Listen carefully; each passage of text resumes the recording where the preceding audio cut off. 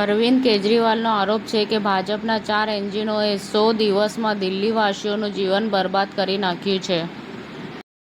જમ્મુ કાશ્મીરના પહેલગામમાં જ્યાં લોહી વહેવડાવવામાં આવ્યું હતું, ત્યાં ઉમર સરકારની કેબિનેટ બેઠક યોજવામાં આવી રહી છે.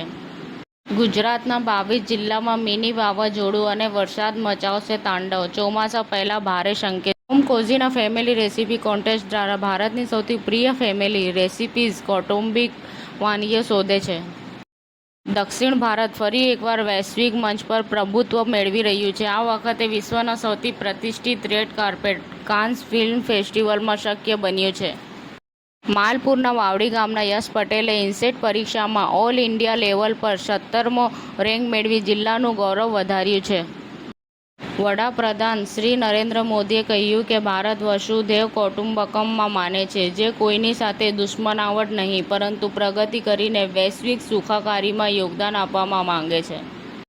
ગુજરાતમાં કોરોનાનો વધતો વ્યાપ. જામનગરમાં એક જ કુટુંબના 4 સભ્યો કોરોના પોઝિટિવ થયા છે. હરિયાણાના પંચકુલામાં એક જ પરિવારના 7 લોકોએ સામૂહિક આત્મહત્યા કરી. પ્રધાનમંત્રી શ્રી નરેન્દ્રભાઈ મોદીને રાજ્યપાલ શ્રી આચાર્ય દેવવ્રતજીએ આપી ભાવભીની વિદાય. સમાચાર ટુડે ન્યૂઝ ચેનલની ટીમ અને જે સત્ય છે તે જ બતાવશે. આપ જોતા રહો સમાચાર ટુડે ન્યૂઝ ચેનલ. ગુજરાતની ધરતીનું ગુજરાતીઓ માટે જ, એટલે કે સમાચાર ટુડે ન્યૂઝ. અમારી સમાચાર ટુડે ન્યૂઝ ચેનલને લાઈક કરો, શેર કરો અને સબસ્ક્રાઇબ કરો અને જોડાયા રહો સમાચાર ટુડે ન્યૂઝ ચેનલ સાથે.